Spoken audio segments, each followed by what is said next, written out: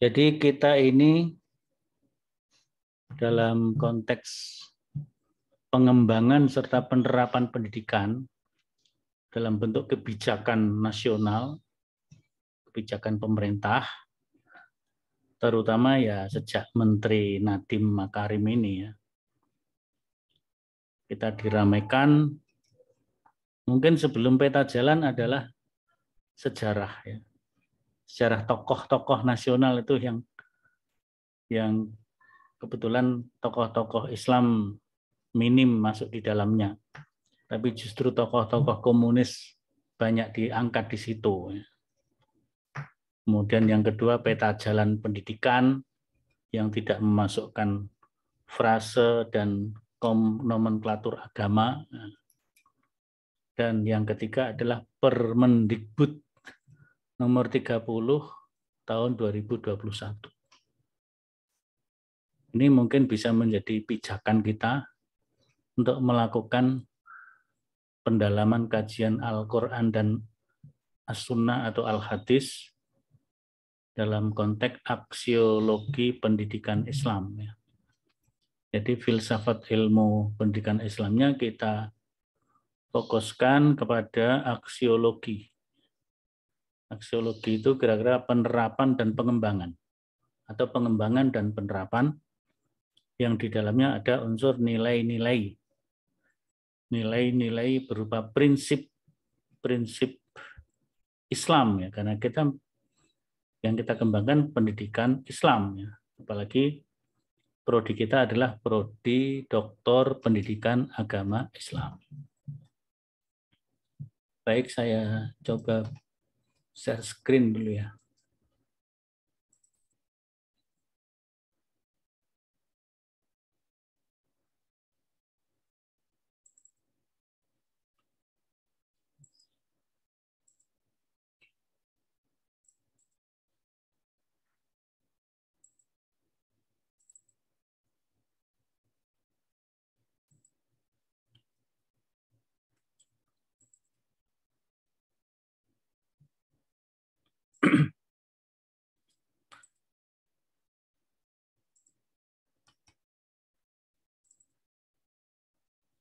Kalau materinya, PPT-nya sudah ada di psikologi, nanti bisa di-download di sana ya.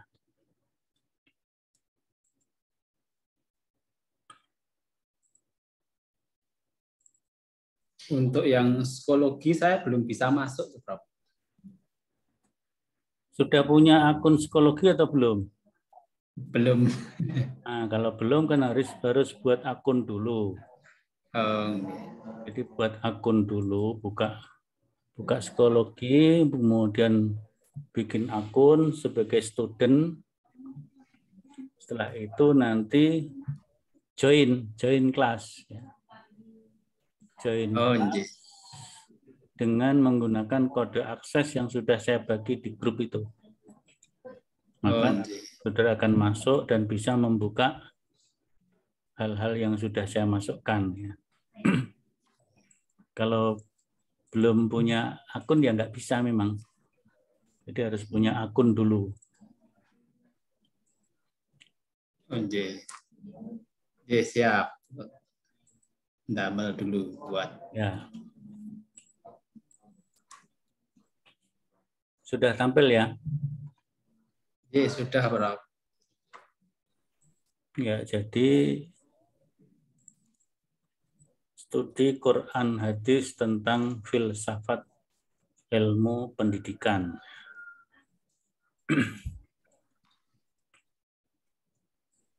Nah, terkait dengan studi Quran itu sendiri.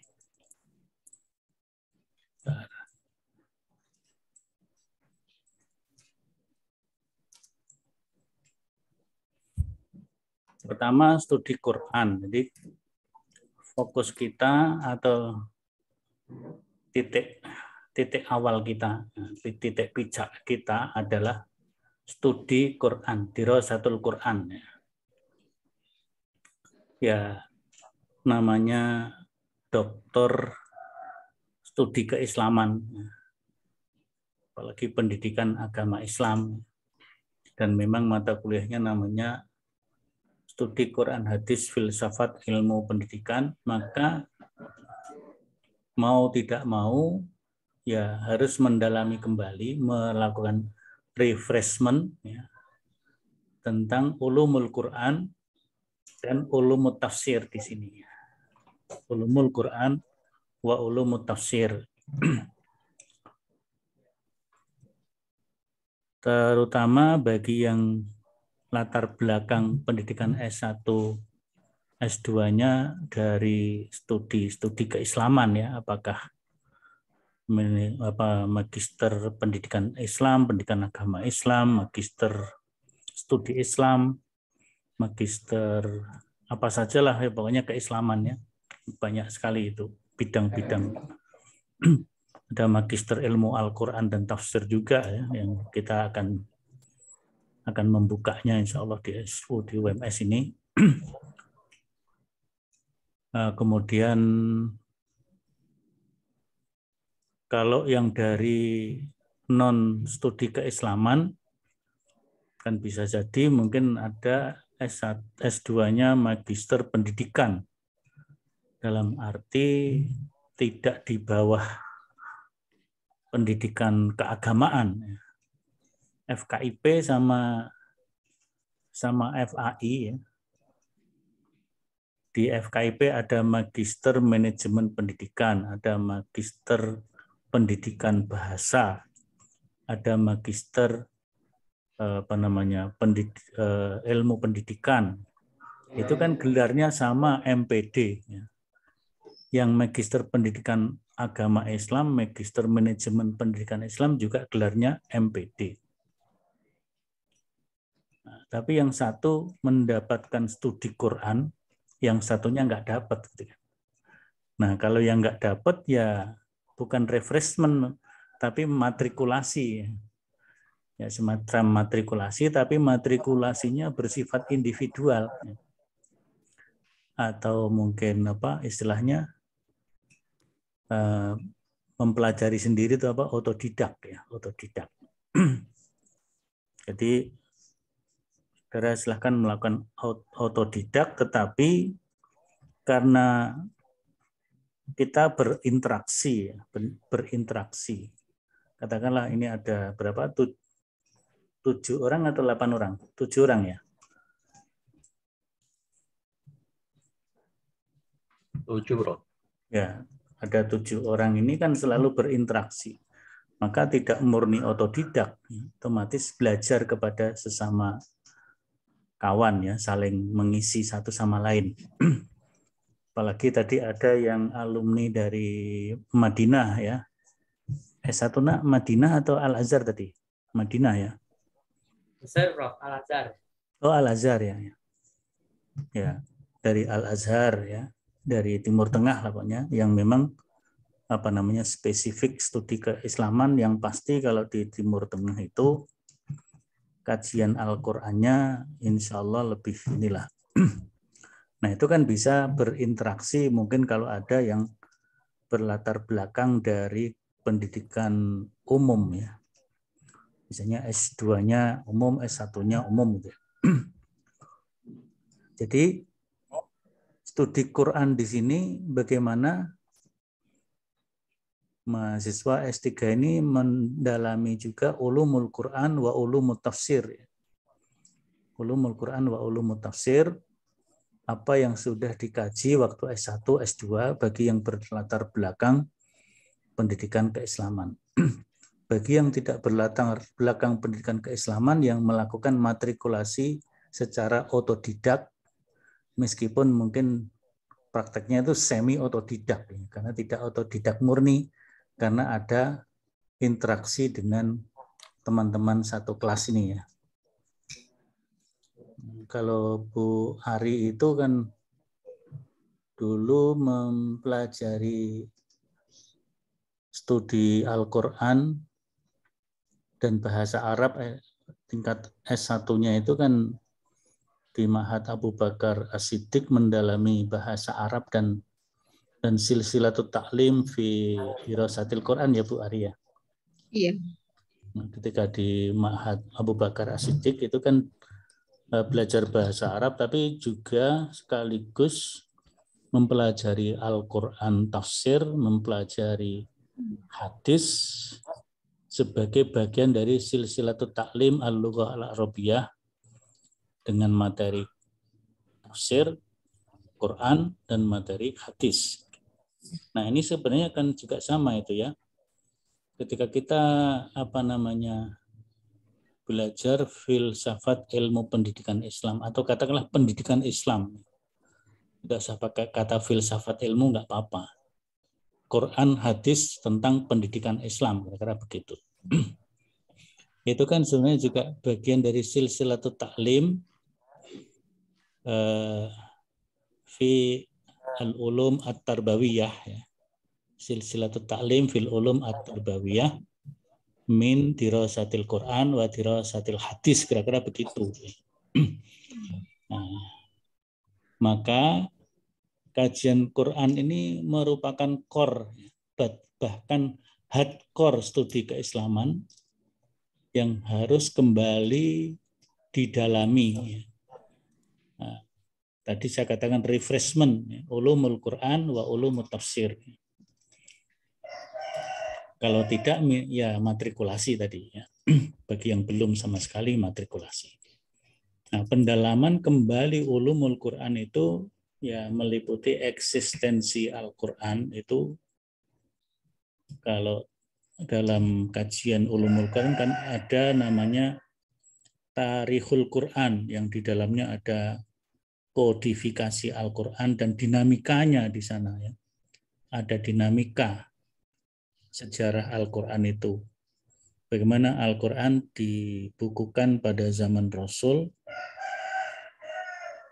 pada zaman Abu Bakar, pada zaman Utsman, terutama tiga termin sejarah itu. Zaman Rasul kan pencatatan belum dibukukan dalam bentuk satu buku, baru pada zaman Abu Bakar atas usul Umar bin Khattab dibukukan yang semula Abu Bakar menolak karena tidak diajarkan oleh Nabi. Nabi tidak memerintahkan membukukan, khawatir jadi bid'ah. Tapi Umar bin Khattab memberikan argumen yang kuat sehingga Abu Bakar menerimanya. Salah satunya argumennya adalah banyaknya para khufat yang wafat dalam perang melawan riddah, ya, kaum murtad dan sebagainya. Banyak khufat yang gugur sebagai syahid. Akhirnya Abu Bakar menerima dan ditunjuklah beberapa penulis wahyu untuk melakukan jam'ul Quran. Ini perlu pendalaman lagi. Lalu juga sifat-sifat Al-Quran, sifatul Quran banyak sekali, ya. Misalnya tentang asbab an-nuzul, tentang munasabah Al-Quran, tentang al-qasam fil Quran, al-jadal fil Quran. Itu adalah perlunya kita refreshment ulumul Quran. Kemudian juga refreshment ulumul tafsir. Nanti di dalam ulumul tafsir, kalau istilahnya pakar tafsir yang menjadi rujukan para pengkaji tafsir di Indonesia, yaitu Pak Quraish Shihab, ya. Diikuti murid-murid beliau yang sekarang banyak menjadi model, ya. Model ulumut tafsir. Misalnya ada bentuk penafsiran, ada metode penafsiran, ada corak penafsiran. Bentuk itu ada tafsir bil ma'sur, bil ra'yi, isyari. Metode itu ada ijmali, takhlili, muqaron, dan maudhu'i.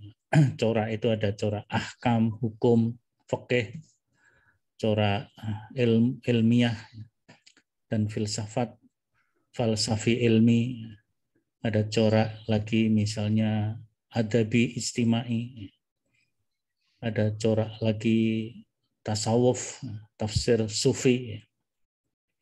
Jadi tafsir sufi di satu sisi metode penafsiran, tapi di sisi lain merupakan corak juga. Nah, sekarang kalau tafsir-tafsir kontemporer itu menjadi tafsir yang mungkin hybrid, ya, memadukan. Tidak ada tafsir yang murni bil maksur, tidak ada tafsir yang murni bil ra'yi. Tidak ada tafsir yang hanya bercorak adabi istimai atau bercorak ahkam. Ini banyak yang memadukan, ada unsur seperti tafsirnya Pak Kores, tafsirnya Buya Hamka Al-Azhar yang di Indonesia, ya. Kalau yang tafsir dari Timur Tengah, tafsir kontemporer, ya. Misalnya tafsir Wahbah Az-Zuhaili, tafsir Wahbah Az-Zuhaili kan ada tafsir Al-Munir, ada tafsir apalagi satunya itu ya ada unsur ahkamnya karena Wahbah Az-Zuhaili seorang pakar fikih, ya. Tapi juga ada unsur adabi istimainya yang lebih pada pendekatan-pendekatan dakwah sosial. Nah, saya kira ini penting untuk mendalami itu, ya. Sehingga nuansa Qur'annya, bukan ke Qur'an-Qur'anan, ya. Nuansa Qur'aniyahnya ketika kita mendalami pemikiran-pemikiran pendidikan, ya harus kita tampakkan di situ. Nah, itu nuansa studi Quran dalam pengembangan ilmu pendidikan itu sudah dimulai sejak S1. Tadi saya katakan di S1 ada namanya tafsir tarbawi. Bahkan skripsi-skripsi di PAI atau program-program kependidikan Islam, itu kan ada PAI, ada pemikiran pendidikan Islam, ada manajemen pendidikan Islam, ada pendidikan keluarga dalam Islam, pendidikan apalagi, ya, ya pendidikan PAUD, ya, pendidikan anak usia dini, pendidikan, ya sekarang banyak sekali itu prodi-prodi dalam kependidikan Islam, ya. Tapi tafsirnya kan satu, tafsir tarbawi, ya, tafsir tarbawi. Sehingga kemudian karena banyak skripsi yang menulis terkait dengan tafsir tarbawi, sehingga ada metodologi penelitian tafsir tarbawi untuk mewadahi agar mahasiswa di dalam melakukan penelitian, terutama untuk menulis skripsi, yang sekarang sudah banyak diarahkan kepada submit, publish, ya, publikasi ilmiah. Nah, itu sudah ada metodologi tafsir, penelitian tafsir tarbawi. Nah, tetapi juga dalam konteks kajian Al-Quran dengan tema pendidikan atau filsafat ilmu pendidikan, lebih fokusnya sekarang ini ada satu cabang ilmu Al-Quran yang banyak dikembangkan, yaitu apa yang disebut dengan maqasidul Quran. Ada yang menyebut maqasidul Quran, ada yang menyebut dalam bahasa yang lain yaitu Quranic worldview. Tapi kalau Dr. Yusuf Musa itu menyebutnya dengan falsafatul Quran. Ya sebenarnya itu sama, ya. Maqasidul Quran, falsafatul Quran, ataupun Quranic worldview. Jadi pandangan dunia Quran. Jadi cara pandang Al-Quran itu paradigma Al-Quran. Bahasanya, menggunakan bahasanya Pak Kunto Wijoyo itu Quranic paradigm atau paradigma Al-Quran. Nah, ini apa namanya, aspek studi Qur'annya silahkan melakukan pendalaman lebih lanjut dengan tadi saya sebut sebagai semi otodidak, terutama bagi yang melakukan matrikulasi. Tapi kalau yang sudah memiliki dasar-dasar sebelumnya di S1 dan S2 ya tinggal melakukan refreshment. Nah, berikutnya studi hadis. Ya, saya kira hampir sama dari studi Qur'an ya. Kalau Quran sebagai sumber utama dan pertama, hadis menjadi sumber yang kedua. Artinya kita ini di program Dr. PAI, OMS ini, kita memuliakan kedua sumber yang disediakan oleh Allah, ya, yaitu Al-Quran dan Al-Hadis. Kita tidak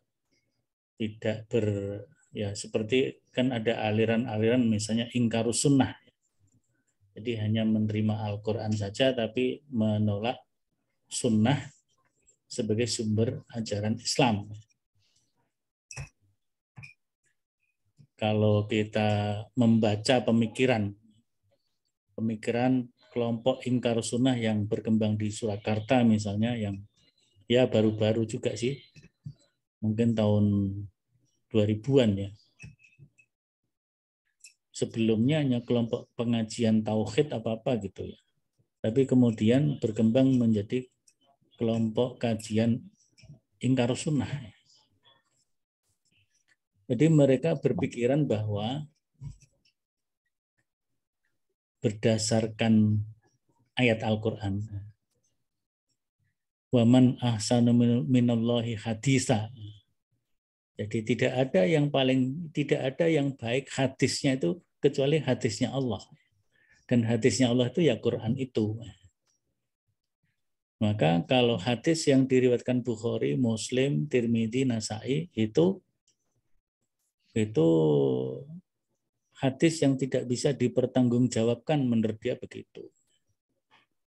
Kenapa? Karena sahabat-sahabat itu, jadi ini tuduhan kelompok ingkarus sunnah kepada sahabat itu lebih berat ya. Lebih berat daripada tuduhan kaum Syiah.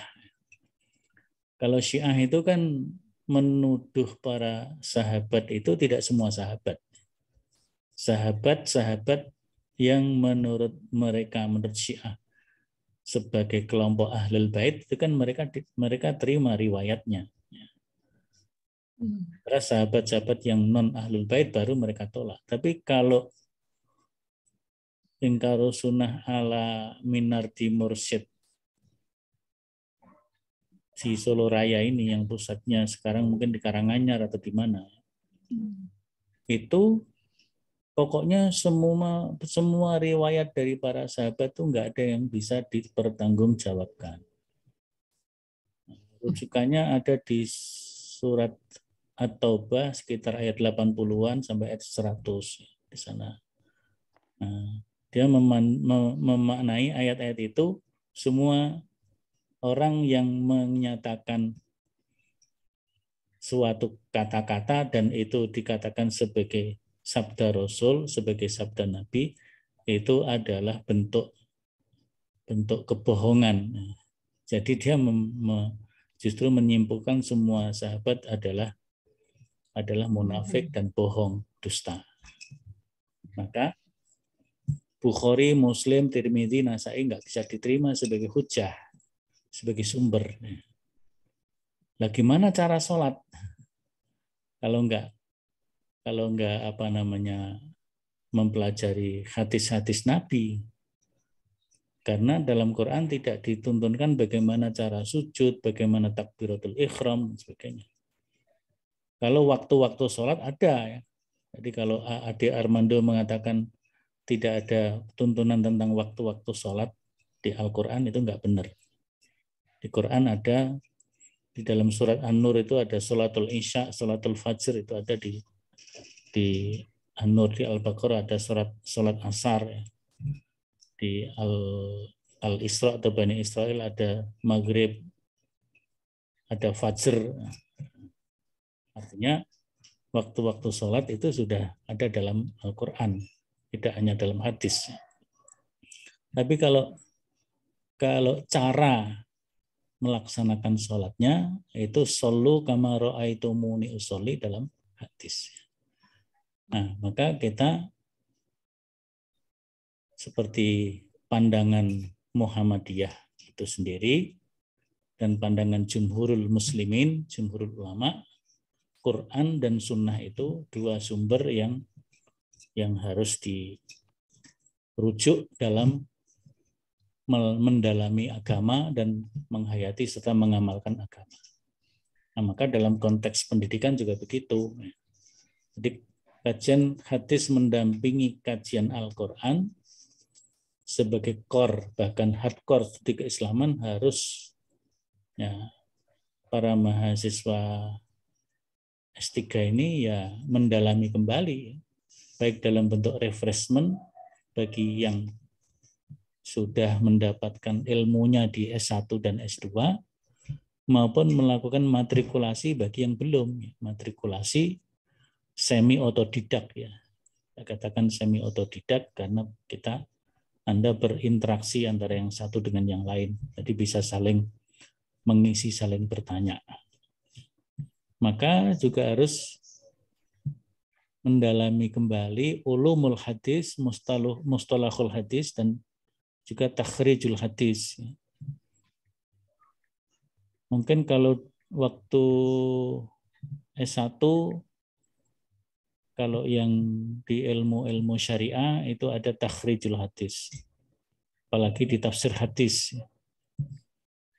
Di S1 ilmu Al-Quran dan tafsir juga ada takhrijul hadis. Tapi kalau PAI saya nggak tahu. Kayaknya nggak ada itu. Di PAI adanya ulumul hadis, mungkin juga mustalahul hadis. Ketika di S2, studi Quran, studi hadis itu agak ya memilih tema-tema tertentu ya. Ada semacam sampling terhadap tema-tema kajian Al-Quran dan Al-Hadis. Jadi ini untuk mengarah kepada pendalaman filsafat ilmu pendidikan atau konsep pendidikan secara umum yang nanti diarahkan kepada aksiologi, kalau filsafat ilmunya ke arah aksiologi, jadi pengembangan dan penerapan pendidikan ya. Karena kan ini kalau bisa menjadi pijakan juga bagi mahasiswa ketika nanti akan menulis penelitian tugas akhir, yaitu disertasi. Dan sekarang disertasi kalau di UMS ini harus publish di jurnal internasional bereputasi. Ya. Jurnal internasional bereputasi. Sehingga kalau bisa publish di jurnal internasional bereputasi, mahasiswa dibebaskan dari ujian terbuka. Cukup sampai ujian tertutup saja, kan begitu. Artinya proses riset, proses penelitian tetap dilakukan. Ada seminar proposal, nanti ada studi kelayakan atau studi hasil penelitian yang berupa studi kelayakan, kemudian nanti ada ujian tertutup. Nah, ujian tertutup itu kira-kira disertasi itu udah jadi ya, udah jadi. Nah, setelah itu kemudian bikin artikel publikasi. Kalau artikelnya submit dan diterima di Scopus internasional bereputasi, kalau nggak salah minimal Q3 itu, ya, Q3. Maka mahasiswa sudah tidak perlu ujian terbuka. Dan di Doktor PA kita ada beberapa mahasiswa yang seperti itu. Nah, sedangkan yang ujian terbuka ya mereka tetap publish juga. Cuman mungkin publishnya tidak mencapai, karena publishnya tidak mencapai yang minimal tadi G3, maka harus ada ujian terbuka. Nah, studi hadis tematik dalam konteks pendidikan juga ada namanya tafsir hadis tarbawi. Kalau tadi ada tafsir tarbawi, ini juga ada hadis tarbawi dan juga ada penelitian metodologi penelitian hadis tarbawi.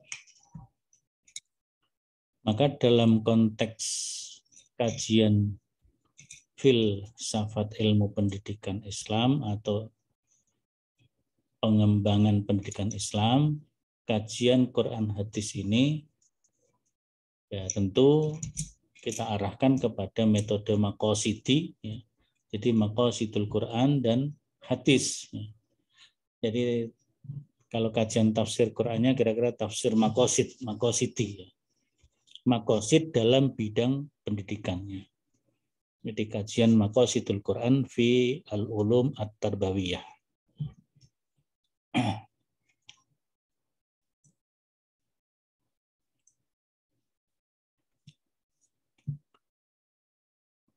Kajian Quran hadis filsafat ilmu pendidikan. Jadi bersama Pak Munir itu,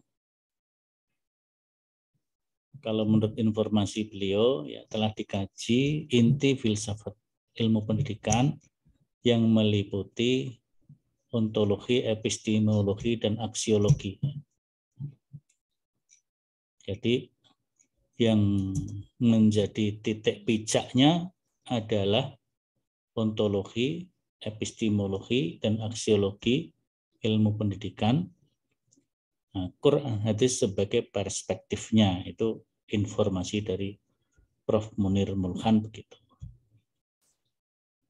Kemudian juga telah dikaji tentang pengembangan epistemologi pendidikan Islam dengan pendekatan Bayani Burhani Irfani, tentu juga tetap dalam sinaran Al-Quran dan Al-Hadis. Maka pengembangan lebih lanjut yang akan kita lakukan, ya kita arahkan saja kepada aksiologi ilmu pendidikan Islam, baik dalam konteks pengembangan maupun penerapan ilmu pendidikan Islam dalam perspektif Al-Quran dan As-Sunnah. Tapi justru Al-Quran dan Sunnah menjadi kerangka pijakan kita. Nah, supaya kita aktual, kita kaitkan dengan fenomena dan realitas kebijakan nasional pendidikan di Indonesia, terutama pada masa Menteri Nadiem Anwar Makarim ini, yang mengarah kepada pendidikan liberal dan sekuler. Ini keprihatinan kita. Jadi kalau bisa tulisan-tulisan diarahkan kritik ke sana kan bagus itu ya. Tapi kritiknya kritik ilmiah, kritik akademis. Bukan kritik emosional ya, kritik ilmiah, kritik akademis yang bisa memberi solusi kira-kira begitu ya. Nah, kalau pikiran-pikiran dari 7 orang ya, Ashabul Kahfi, 7 orang ini, walaupun yang satu sohibah ya. Kalau Ashabul Kahfi yang itu kan semuanya sohib al-Kahfi. Sohibuna al-Kahfi, sohibu al-Kahfi. Kalau ini kan ada sitatu ashab wa sohibah wahidah. Ya enggak apa-apa. Nah, jadi 7 orang ini bisa melahirkan pikiran-pikiran kritis, mengkritisi kebijakan yang itu kan secara aksiologis semuanya itu ya. Itu semuanya aksiologis. Roadmap pendidikan juga aksiologi. Permendikbud itu juga aksiologi karena itu penerapan dan pengembangan. Kalau yang Permendikbud ini kan judul Permendikbudnya itu kan pencegahan aksi kekerasan seksual. Judulnya kan bagus itu ya. Peraturan Menteri Pendidikan tentang pencegahan kekerasan seksual dalam lembaga pendidikan atau di kampus. Tapi ternyata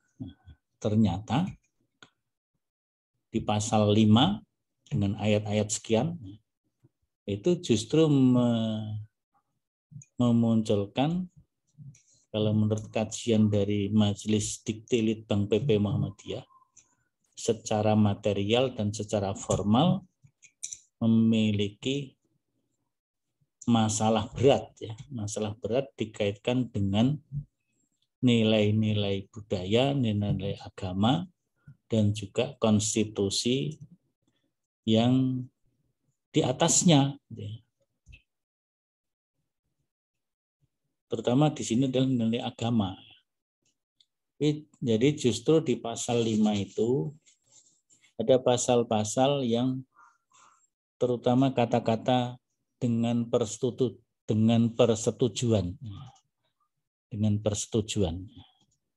Di misalnya melakukan hubungan seksual di dalam di luar kampus, di dalam atau di luar kampus oleh dua orang yang bukan suami istri asal sepersetujuan. Nah, sepersetujuan berarti kan suka sama suka.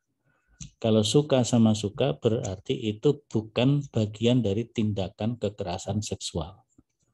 Yang disebut tindakan kekerasan seksual itu apabila tidak ada persetujuan dari salah satu pihak. Nah, itu kalau diterapkan di lembaga pendidikan kan justru Permendikbud itu mengarah kepada liberalisasi moral dan sekularisasi pendidikan. Jadi maksudnya baik mencegah kekerasan, tapi kan karena definisi kekerasan itu dibuat seperti itu ya menjadi masalah gitu. Jadi inilah yang disebut dengan liberalisasi, liberal karena itu mengambil nilai-nilai liberal dari barat. Jadi kita punya apa itu nih, musuh bersamanya di situ. Jadi kita kembangkan perspektif aksiologi pendidikan perspektif Al-Quran dan As-Sunnah untuk melawan, mengkritisi penyimpangan, penerapan dan pengembangan pendidikan nasional di Indonesia ini. Tapi kita kritik secara ilmiah, akademis. Saya kira bagus itu. Jadi ada ada tujuan yang khas yang kita sasar gitu ya dari kajian kita ini.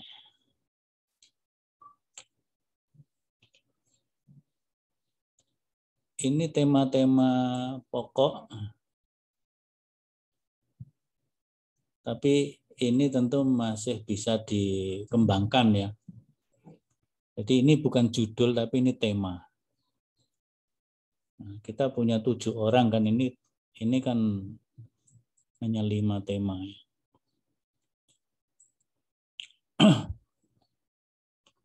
Nanti mungkin bisa didiskusikan untuk tema-tema yang lebih ini lagi, apalagi kan ada tema yang dikembangkan di Dr. PAI yang dulu dirintis oleh Prof. Musa Ashari, yaitu tema tentang multikulturalisme gitu ya. Tema tentang multikulturalisme. Mungkin kalau sekarang multikultural, tapi juga bisa dikaitkan dengan sekarang yang ramai ini kan moderasi. Ya. Moderasi beragama. Seperti Latah juga ya, beberapa kampus punyanya Islam Nusantara itu kan dia membuat namanya rumah moderasi. Rumah moderasi beragama. Kan sebenarnya alur pikir dan pola pikirnya antara multikulturalisme dan moderasi beragama itu ya mirip-mirip. Cuman kan sebenarnya kalau gagasan awalnya yang disebut dengan wasatiyatul Islam itu tentu berbeda dengan yang viral tentang moderasi beragama itu. Misalnya moderasi ala pemikiran Pak Haidar Nasir, ya. Itu kan terkait dengan dulu ketika BNPT melakukan deradikalisasi terhadap munculnya gerakan radikalisme di Indonesia. Nah, jadi karena ada radikalisme, kemudian ada deradikalisasi. Nah, menurut pemikiran Prof. Haidar Nasir, kalau ada radikalisme, kemudian dilawan dengan deradikalisasi, itu tidak mengobati radikalisme, tapi justru akan memunculkan radikalisme baru.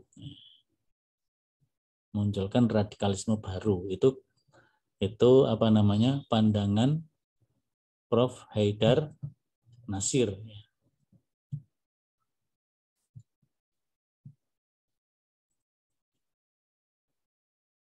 Jadi pandangan Prof. Haidar Nasir, maka kalau tidak deradikalisasi apa?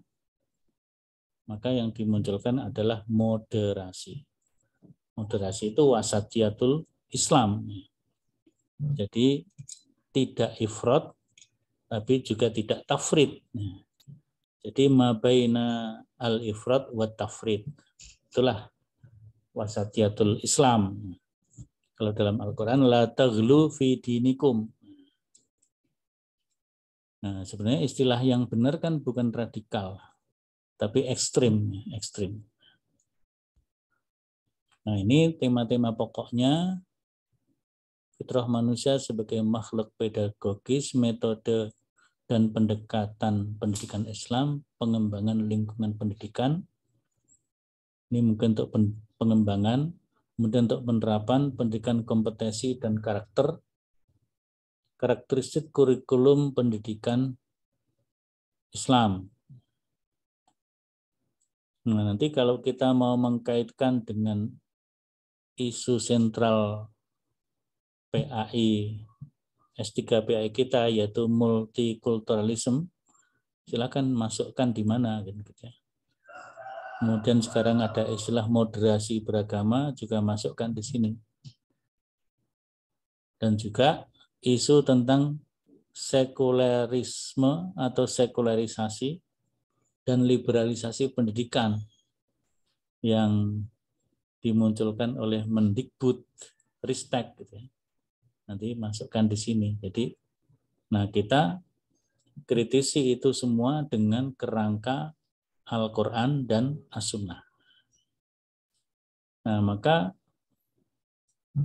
arah pengembangannya bagaimana?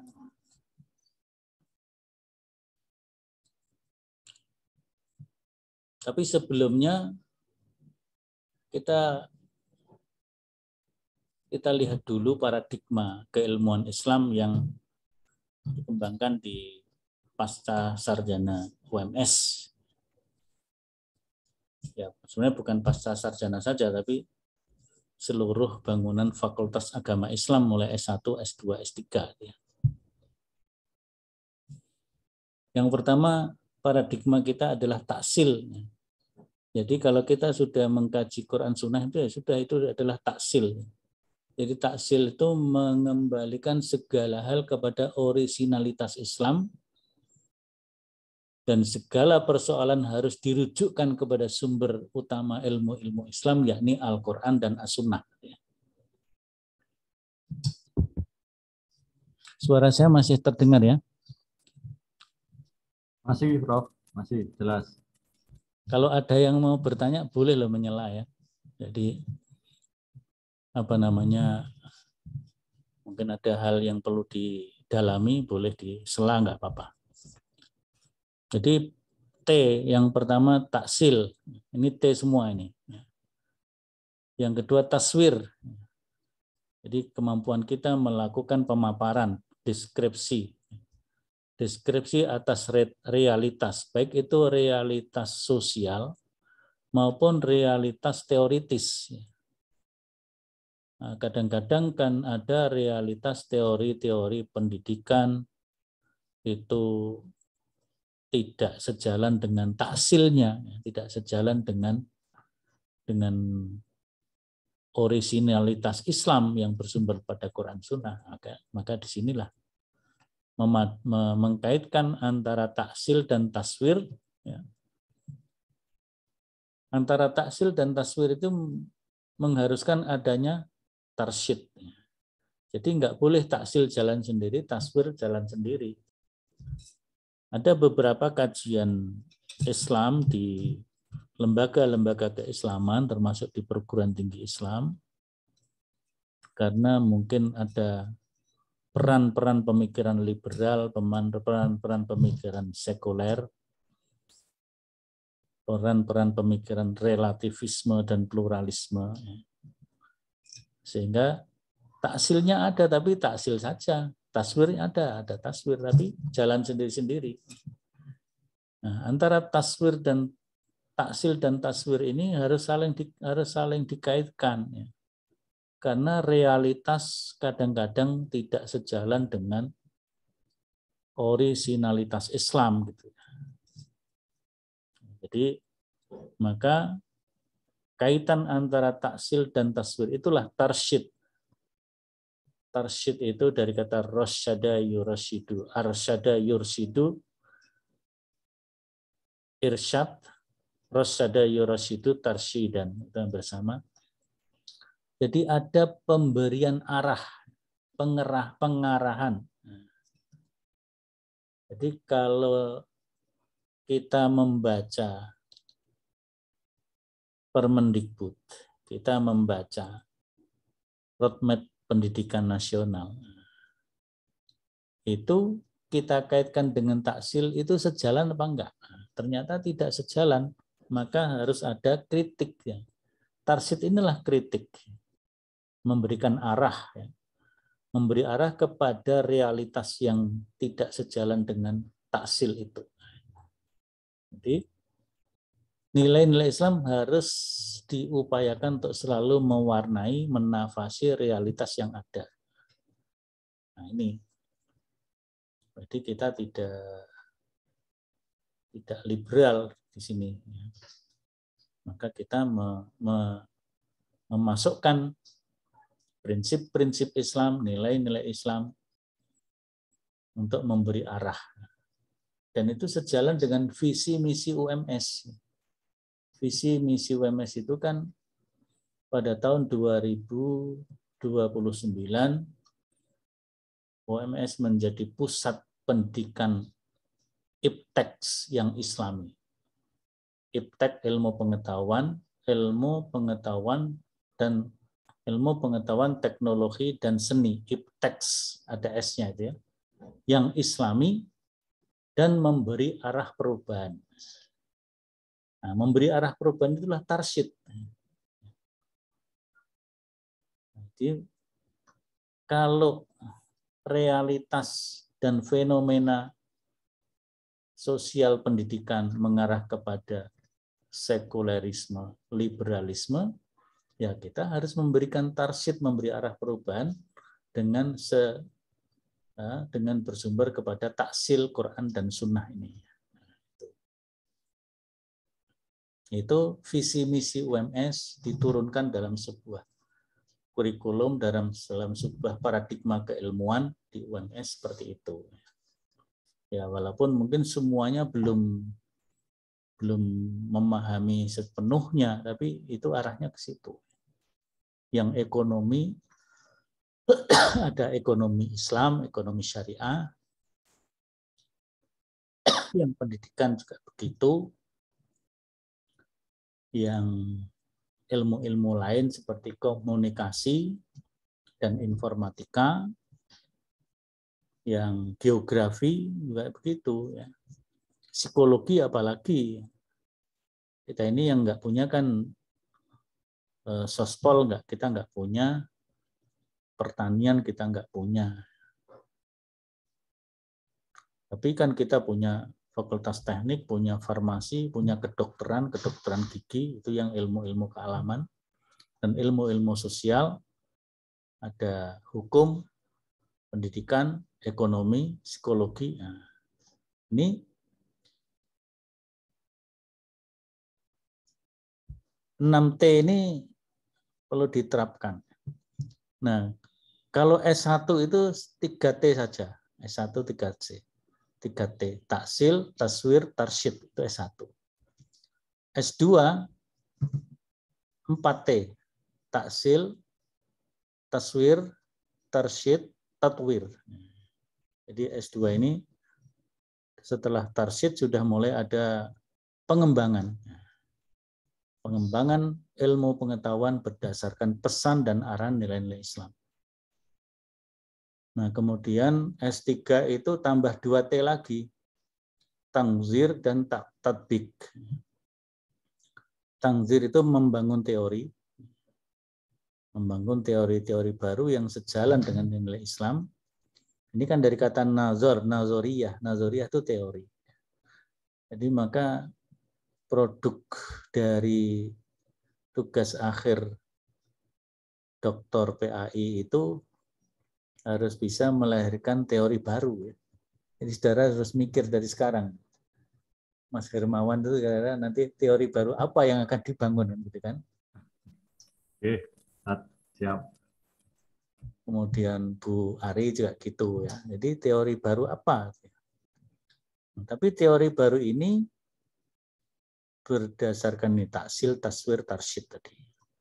Kemudian juga tatbik. Jadi bagaimana hasil-hasil riset dengan teori yang dikembangkan itu nanti bisa diterapkan dalam nilai-nilai Islam yang memberikan maslahat bagi kehidupan umat manusia. Ini paradigma keilmuan kita 6T. Jadi kalau S3 ini 6T harus semuanya ini. Udah. Kalau S1 cukup 3, S2 cukup 4. S3 6. Minimal itu 5. Minimal sekali itu 5. Syukur bisa 6 itu lebih bagus. Nah, sekarang arah pengembangan kajian. Artinya nanti bapak-bapak dan ibu-ibu, bapak-bapak dan ibu ya, ibunya 1 ya. Kalau 8 kemarin itu ibunya 1 apa 2? Atau memang 1? Bu Ari aja. Ya, yang satunya kemarin yang nggak jadi aktif itu laki-laki atau perempuan? Laki-laki. Laki-laki ya. Jadi mencari dokter perempuan agak susah Bu. Nah, kalau sedikit nggak cari. Di jurusan lain mungkin banyak. Iya. Jadi arah pengembangan kajian kita, jadi Bapak Ibu nanti menulis makalahnya itu, syukur makalah yang ditulis dalam kajian kita ini juga bisa menjadi makalah artikel publikasi ilmiah, monggo ya. Masuk jurnal, minimal jurnal nasional terakreditasi, Sinta 2, 3 nggak apa-apa, 4 nggak apa-apa. Maka pola penulisannya diarahkan seperti pola penulisan artikel jurnal gitu. Di arah pengembangan kajiannya yang pertama, ayat-ayat Al-Quran dan hadis Nabi menjadi starting point kajian aksiologi pendidikan.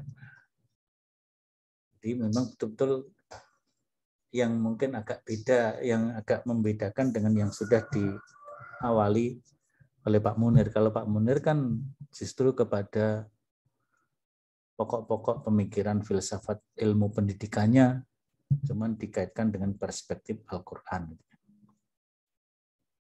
Menurut info yang saya terima dari beliau begitu. Dan beliau meminta agar saya mengawal untuk ini. Ayat-ayat Quran dan hadis menjadi starting point kajian. Maka kajian ayat Al-Quran berwawasan ilmu Al-Quran dan tafsir. Kajian hadis juga berwawasan ilmu hadis. Jadi tadi ada proses refreshment dan matrikulasi.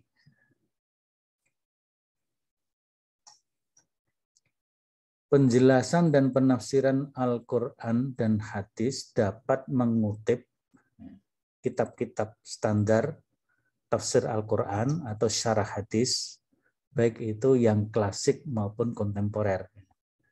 Jadi Bapak Ibu mulai buka-buka lagi ya.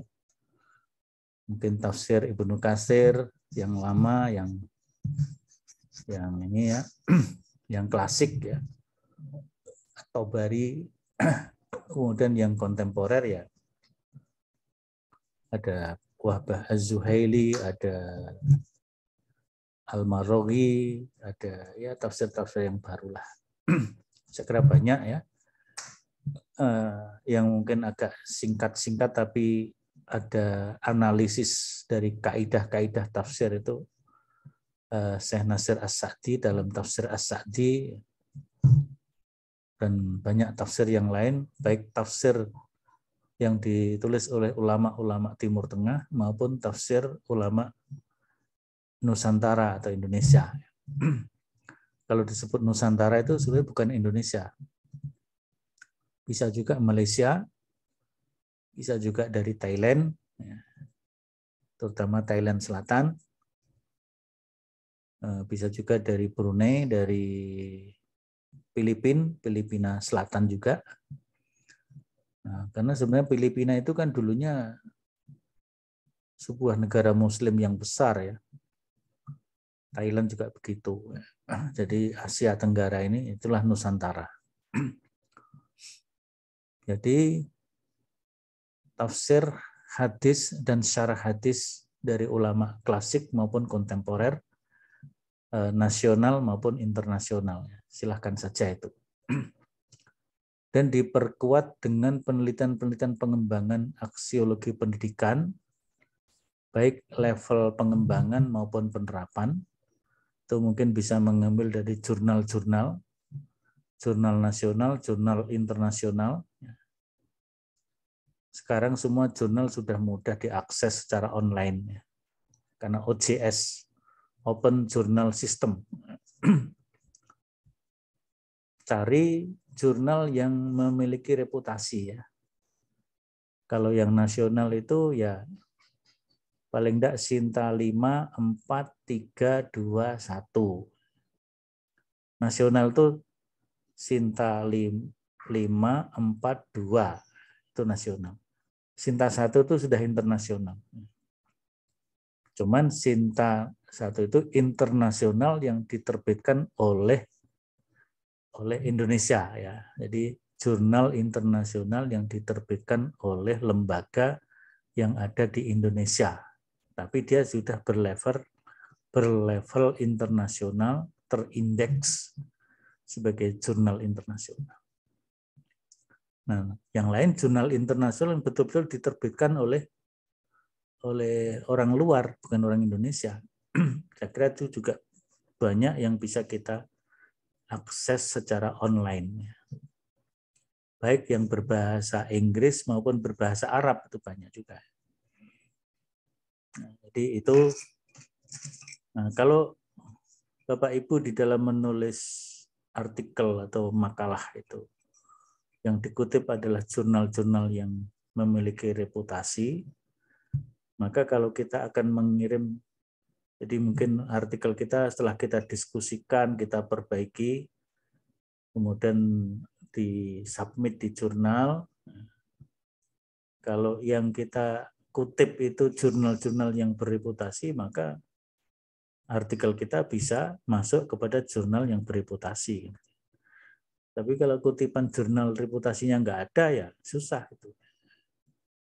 Jadi itu sebagai penguat wawasan, penguat mungkin dari segi teoretiknya, dari segi data-data yang diperlukan di dalam pengkajian pengembangan pendidikan perspektif Quran hadis itu. Nah, kemudian tatwir, tanzir, dan tatbiknya sesuai dengan roadmap riset yang akan dikembangkan oleh mahasiswa S3 ya, oleh Bapak Ibu sendiri ya. Jadi Bapak Ibu itu kan sudah punya gambaran ya. Nanti akan menulis disertasi apa ya. Akan menulis disertasi apa. Maka pada tahapan tatwir, tanzir, dan tatbik itu, kalau saya sudah disesuaikan dengan apa yang nanti akan ditulis ketika akhir studi. Saya dulu waktu S3 itu, hampir setiap makalah tugas mata kuliah itu, saya arahkan kepada ya, seperti roadmap ya, di-roadmapkan ke arah pada riset yang akan dikembangkan dalam disertasi. Nah, ketika saya dulu sekolah tapi sambil pegang jabatan di kampus UMS itu, sehingga mengalami karena kalau jabat sekolah dan jabat itu ya agak berat ya, sehingga mengalami molor masa studinya. Nah, ketika molor itu di deadline, pokoknya waktu itu kalau nggak salah 2004 ya. Februari 2003.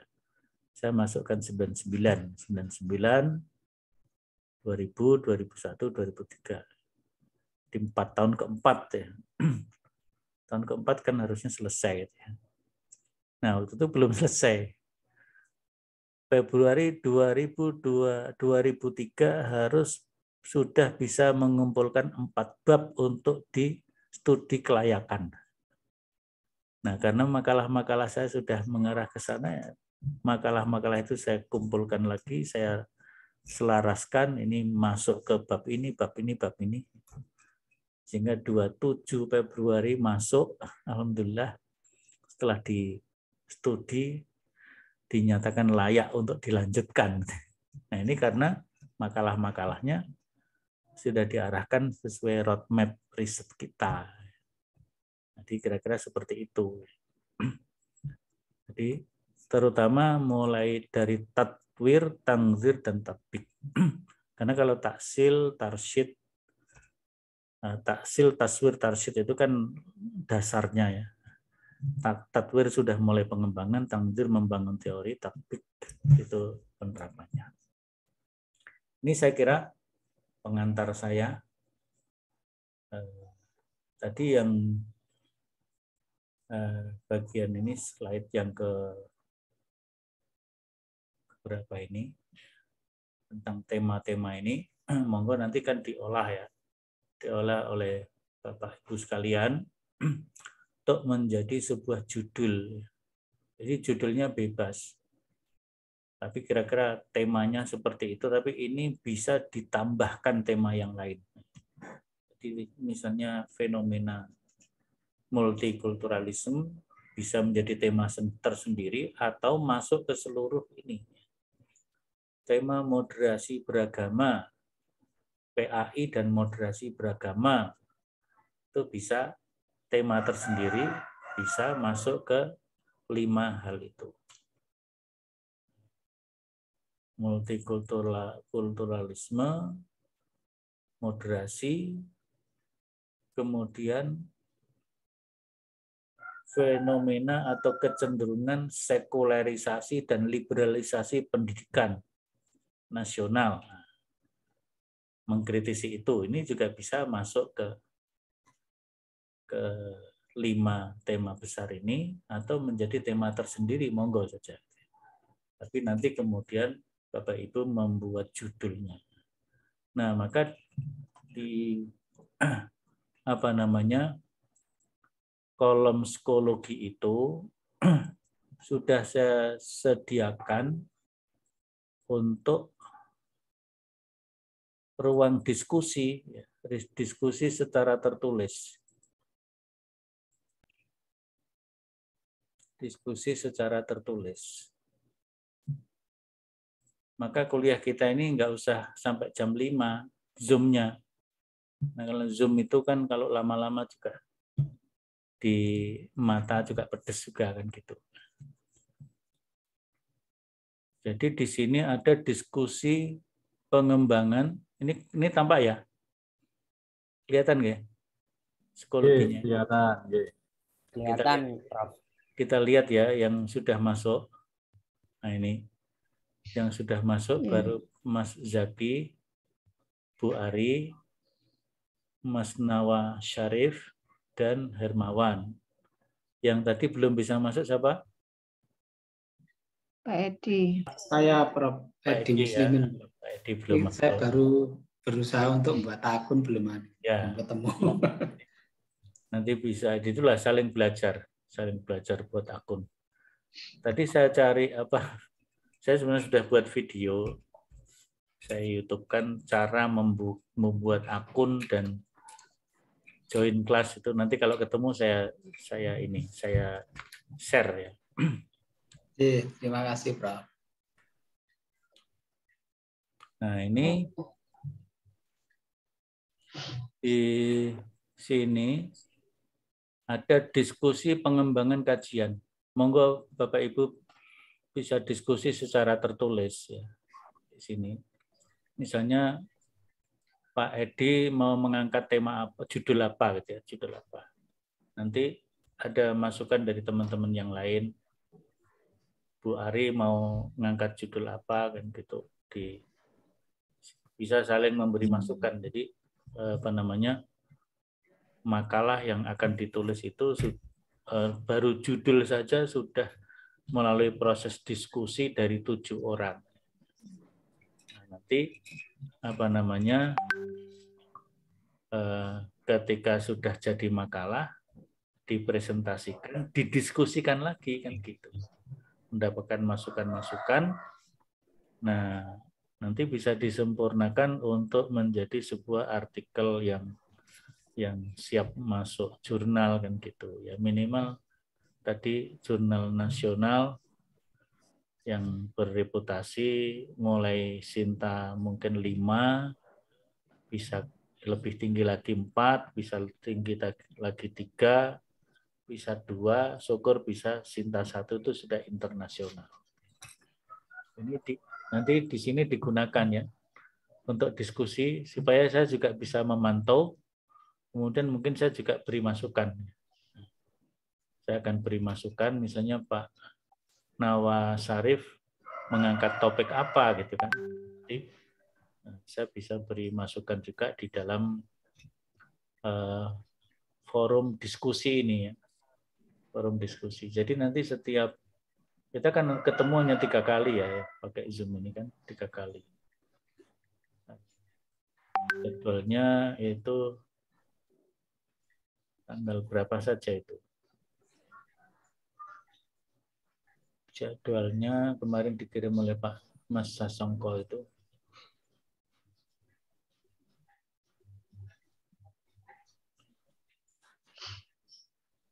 Ini jadwal. Tanggal 27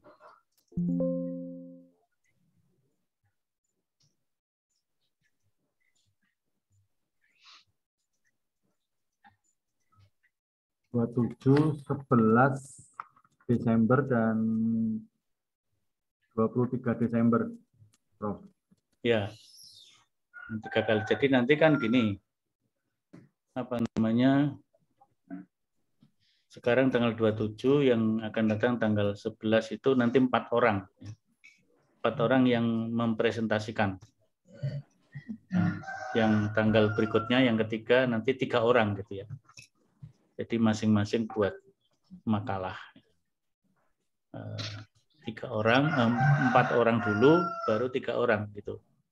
Nanti siapa yang siap untuk tampil yang tanggal 11 gitu ya, 4 orang itu siapa saja, monggo. Nah, tapi nanti topik yang akan diangkat atau judul yang akan diangkat itu sudah muncul dan sudah didiskusikan di ini, di forum Psikologi. diskusi pengembangan kajian ini. Sehingga diskusi ini kita beri waktu ini due date-nya itu sampai Monday. Tanggal 29 itu berarti tanggal hari apa? Hari Senin. Hari Senin. Dari Senin sampai jam 4.00. Tapi kalau bisa sebelum Senin sudah komplit ada 7 topik yang matang gitu ya. Nah, nanti ada diskusi di sini, diskusi tertulis saja. Nanti saya memantau, mungkin nanti saya juga bisa memberi masukan. Monggo kalau ada yang mau ditanyakan lagi, ditanyakan dari Bapak-bapak dan Ibu.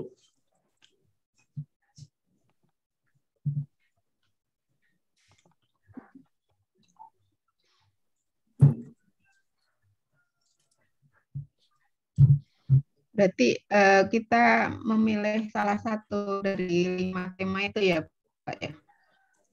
Itu bisa memilih salah satu dari 5 itu atau menambahkan tema yang lain. Yang tadi saya sebutkan misalnya tema besar prodi kita itu multikulturalisme. Multikulturalisme itu ada kaitan juga dengan isu di Kementerian Agama sekarang tentang moderasi beragama. Kalau di Kemendikbud itu ada Permendikbud 31 dan roadmap atau peta jalan pendidikan itu yang arahnya adalah sekularisasi dan liberalisasi. Ini tadi saya mengikuti diskusi sebelum duhur tadi bersama Al-Fahmu Institute, Ustadz Fahmi Salim. Itu profesor di UI, di UNJ, bahkan ada putri yang Profesor Putri nggak pakai jilbab saja mengkritisi pemikiran dalam Permendikbud itu ya. Iya. Dia mengkritisi ini pendidikan Indonesia ini mau dibawa kemana kok ke barat-baratan itu. Itu seorang ibu yang dia nggak pakai jilbab tapi pikirannya agak lurus juga itu dalam bidang pendidikan itu.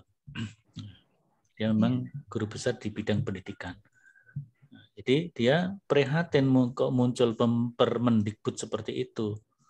Ya, naluri sebagai seorang perempuan yang mungkin banyak menjadi korban dalam hal kekerasan seksual misalnya gitu. Beliau merasakan nuansa dalam Permendikbud itu kalau itu diterapkan justru yang akan jadi korban moral crime ya, kejahatan moral itu ya perempuan juga gitu, korban.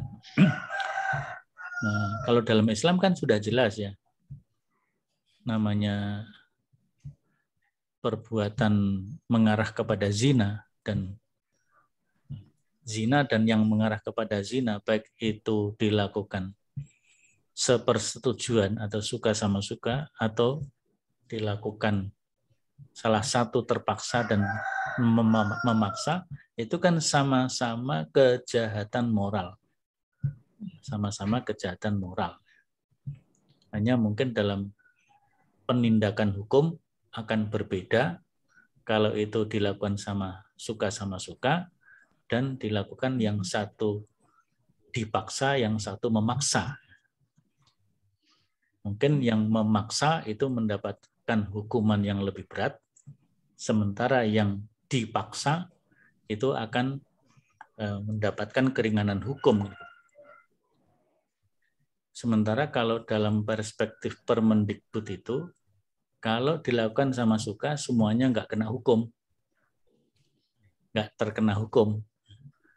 Tapi kalau yang satu memaksa, yang satu terpaksa, dipaksa, baru yang memaksa akan dikenai hukum.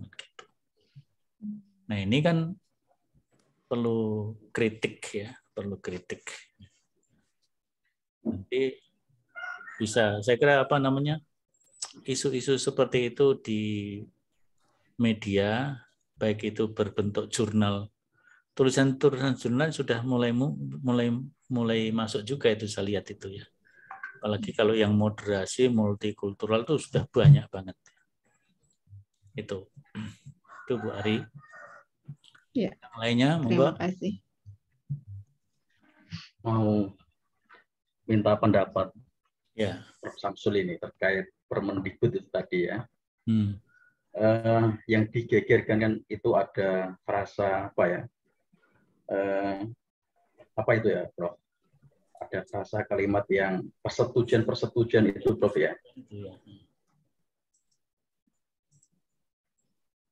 Nah, menurut Prof. Samsul sendiri, ketika frasa yang persetujuan apa itu korban atau apa itu ya, itu misalkan dihilangkan, itu tetap bermasalah apa tidak, Prof? Ya, yang di pasal 5 itu kalau nggak salah. Ya. Jadi kalau sepersetujuan itu tidak ada, berarti kan apa namanya, semua tindakan apa namanya, tindakan Kekerasan seksual,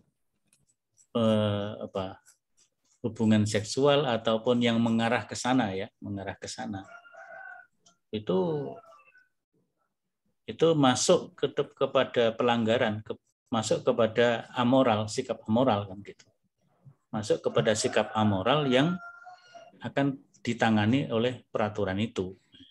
Nah, kalau itu baik, karena judulnya kan ini kan judulnya, bentar saya share ya.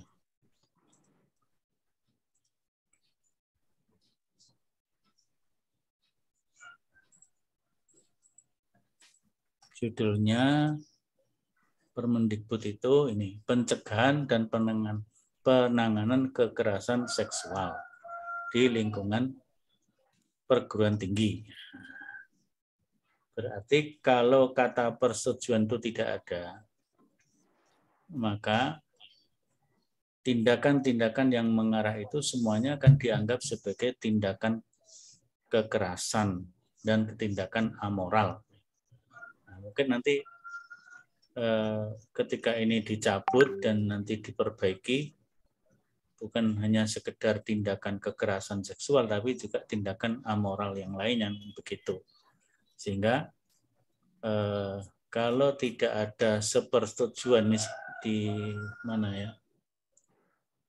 Di pasal 5. Di pasal 5, kita pasal 5 ya. Ya. Ini kan ini memperlihatkan elemen dengan sengaja tanpa persetujuan. Ini kan kalau tanpa persetujuan ini hilang, otomatis kan ini sudah termasuk bagian dari kekerasan yang harus dicegah dan ditangani. Tapi kalau nanti ada tanpa persetujuan, kalau ini dilakukan dengan sepersetujuan, maka akan dianggap tidak masalah. Berarti kalau ada persetujuan, yang bermasalah kalau tanpa persetujuan, kan begitu. Efeknya begitu. Maka jadi gini Prof ya, artinya ketika frasa tanpa persetujuan itu dihilangkan, artinya Permendikbud itu direvisi kembali, artinya itu sudah bisa diterima orang banyak itu ya, Prof? Iya, bisa diterima ini. Karena ini kan yang dipersoalkan kan kata-kata ini.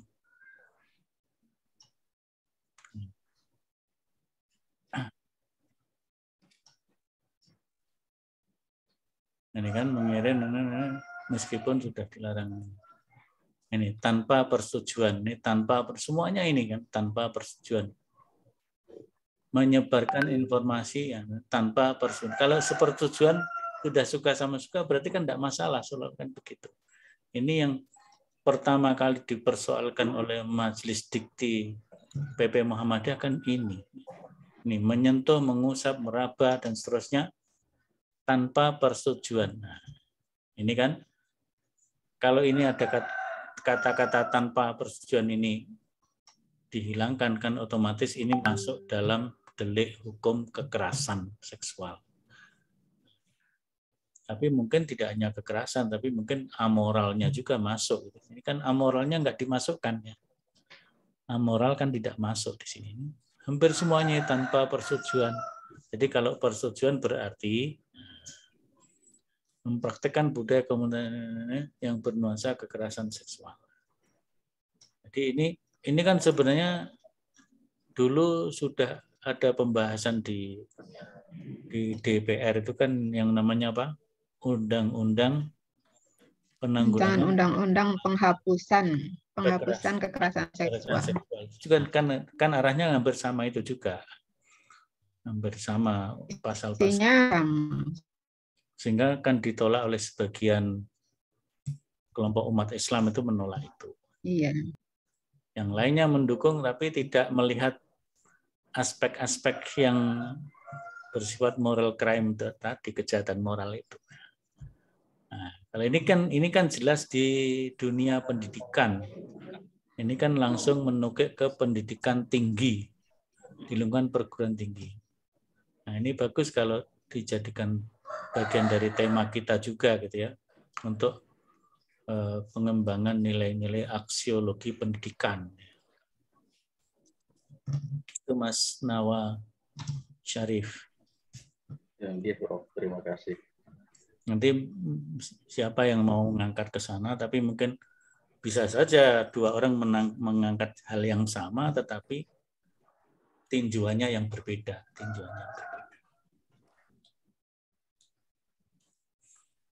Pak Zaki, apa yang sedang dipikirkan? Masih mencoba menelaah, Prof. PPT-nya Prof ini. Saya buka-buka. Mas Isa?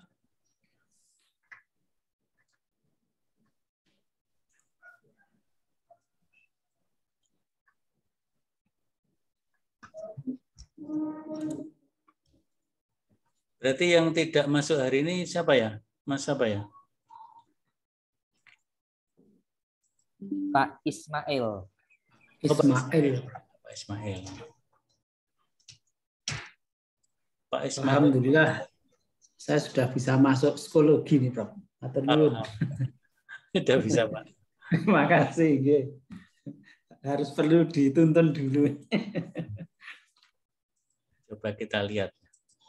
Yeah. Oh ya, sudah. Pak Edi, berarti 1, 2, 3, 4, 5, 6. Tinggal satu, Pak. Siapa? Pak Ismail. Nanti tolong diberitahu Pak Ismail supaya bisa buka PPT dan pelajari PPT karena hari ini nggak masuk. Tapi nanti kuliah kita ini kan kita rekam, nanti saya masukkan biar bisa didengar lagi. Itu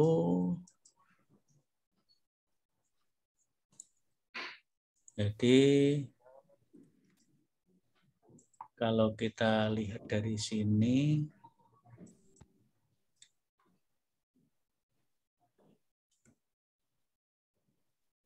yang 3 tambahan tadi, moderasi, pertama multikulturalisme dulu ya. Multikulturalisme, karena itu menjadi apa istilahnya? Konsentrasi studi PAI S3.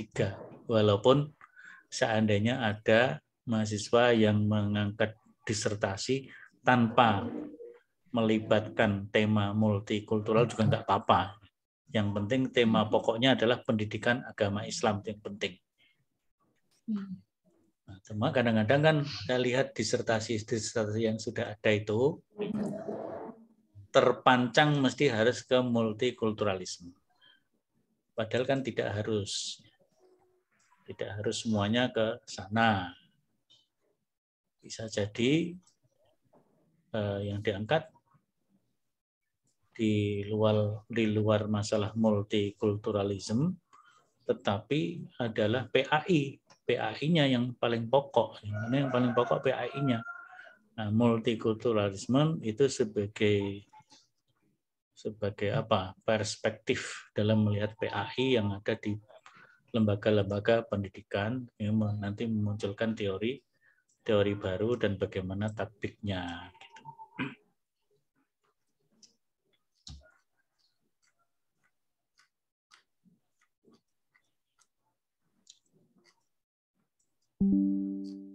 Nah, yang kedua tadi adalah moderasi beragama, dan yang ketiga kecenderungan sekulerisme dan liberalisme atau sekularisasi dan liberalisasi pendidikan nasional.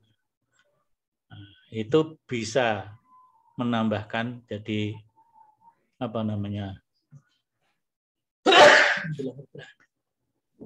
menambahkan tema yang keenam ke arah kepada multikulturalisme, tema ke-7 moderasi beragama, tema ke-8 sekularisasi dan liberalisasi.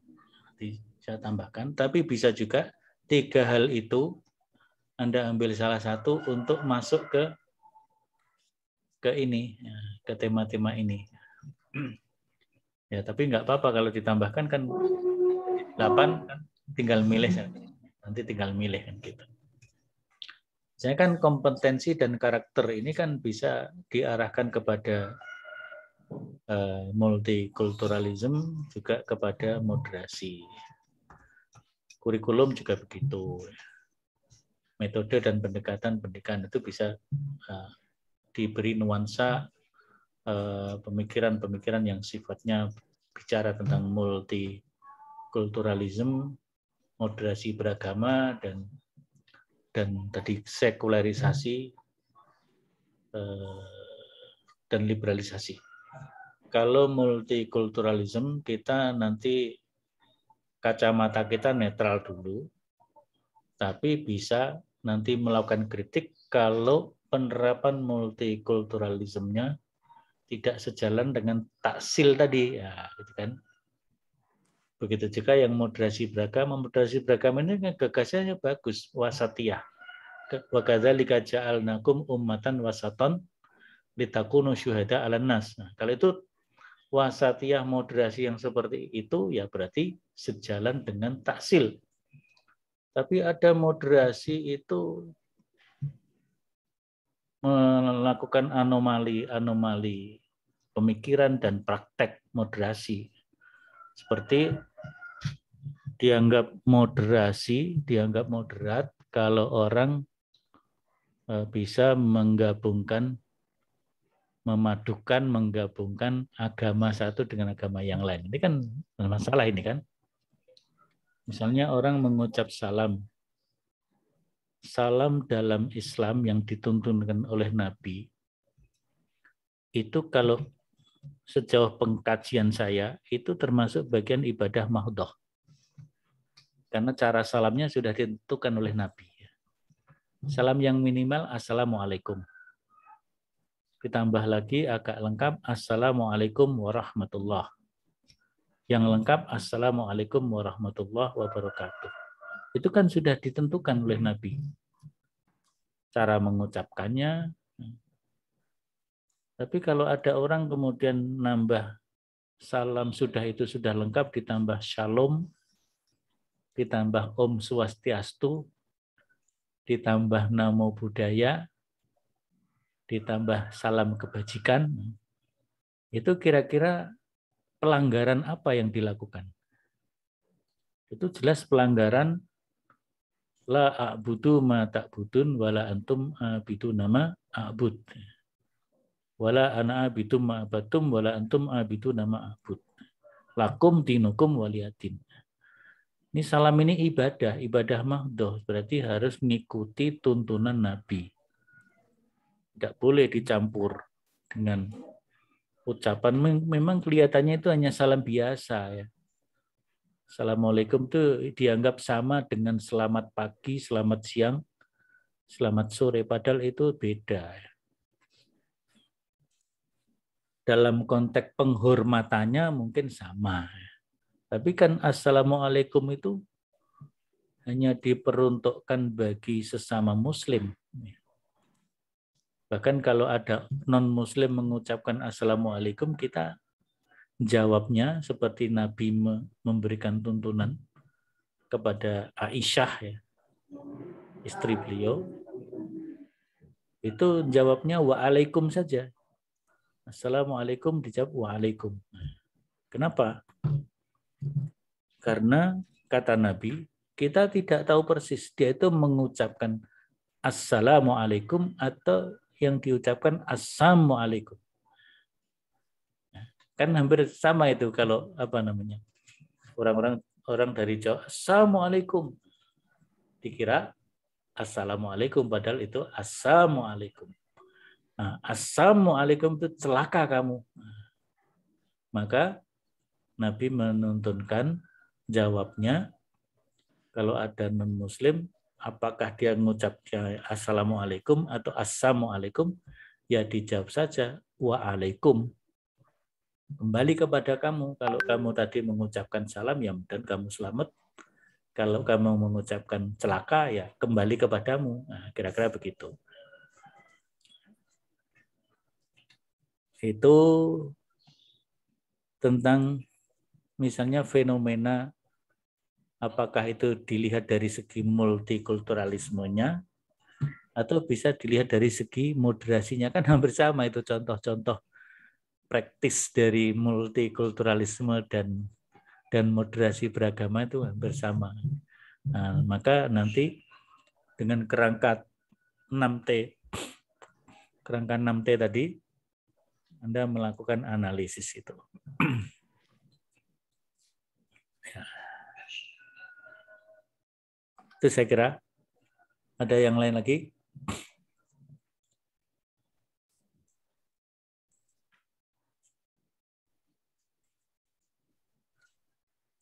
Bapak Syamsul, ini kita membuat makalah tapi tidak boleh sama satu dengan yang lain seperti itu temanya.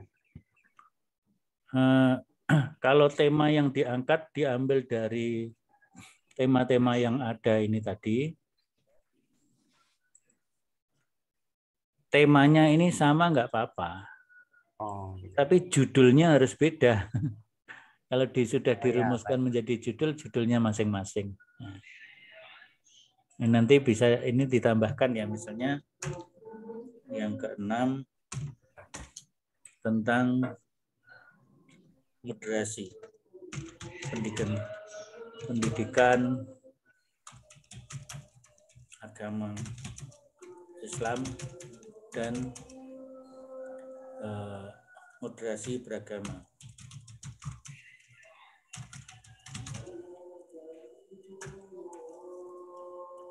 Nah, mungkin ini dulu, multikulturalisme dulu.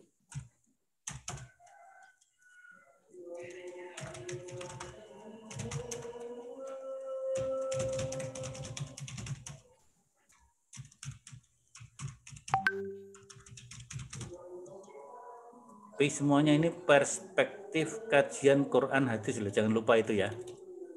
Yang jangan dilupakan adalah kajian Quran hadisnya.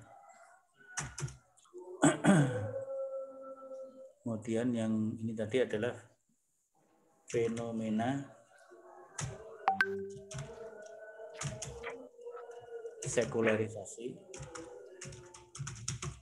dan liberalisasi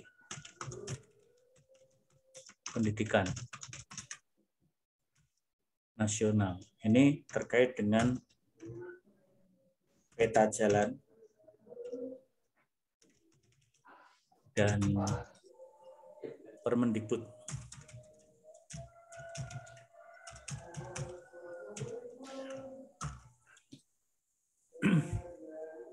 Nah, ini ada 8, nanti tinggal dipilih, kemudian dirumuskan judulnya. Nah, untuk itu nanti bisa didiskusikan di itu apa namanya, psikologi ya, di forum diskusi psikologi. Waktunya sampai hari Senin ya, sampai hari Senin.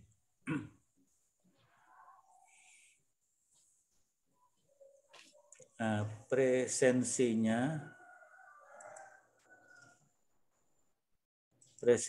secara online juga. Ini saya ambilkan biar bisa diklik di grup ya. Di samping di psikologi sudah ada ini presensi.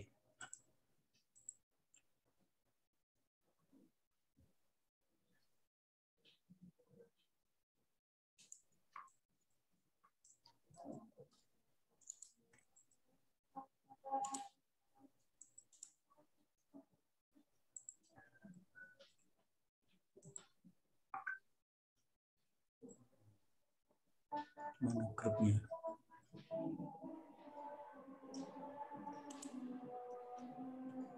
VP.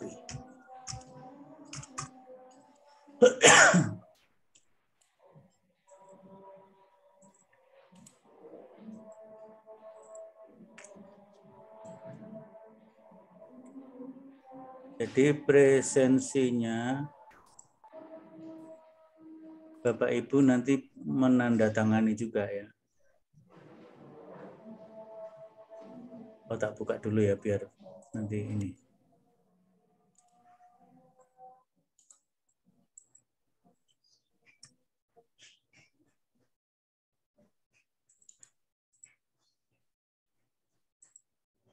Saya presensinya pakai Zoho Form.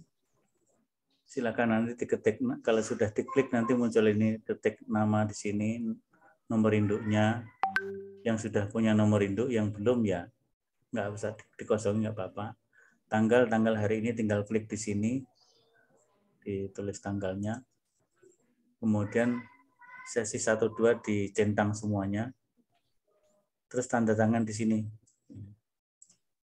Ini bisa pakai tangan, bisa pakai mouse kalau pakai laptop. Kalau laptopnya touchscreen pakai tangan bisa. Jadi ada tanda tangan di sini. Nanti diklik submit, sudah masuk dalam daftar nanti. Nanti akan saya lihatkan kalau sudah masuk semua, saya bentuk PDF, saya kirim di grup. Mungkin yang belum mengisi supaya segera mengisi kan gitu. Kalau ada yang belum mengisi. Itu presensinya. Saya kira itu Bapak Ibu untuk pertemuan kita pada siang sore hari ini. Pertemuan live-nya sampai waktu asar ini. Tapi masih ada lanjutan, yaitu diskusi tertulis. Bahkan diskusinya itu tidak hanya hari ini, bisa sampai hari Senin. Mendiskusikan apa yang kita bicarakan, yang kita sampaikan tentang tema-tema pokok dan arah kajian kita. Nah, sekarang nanti untuk yang tanggal 11 ya. Yang kedua itu. Ya, tanggal 11. Tanggal 11, siapa yang siap? Dari 7, 4 orang. Diambil 4 dulu. Baru yang kedua nanti 3 orang. Sehingga kalau ini kan disiapkan dari sekarang makalahnya. Tanggal 11. Bu Aris, tanggal 11 siap ya Bu? Insya Allah Tat. Ya, baik. Yang kedua siapa? Saya siap, insya Allah, Ustaz. Pak siapa? Pak Hermawan. Oke, Hermawan. insya Allah. Berikutnya siapa? Mas Isa.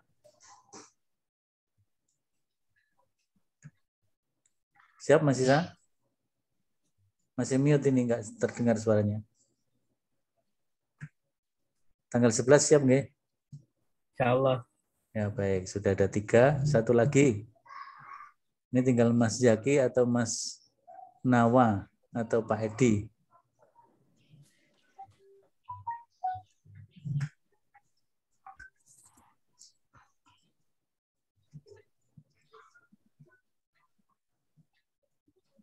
Bingung.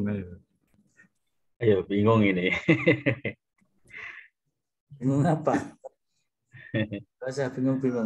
Menyesuaikan dengan tugas yang lain, Prof. Tuh. Satu lagi siapa? Bisa.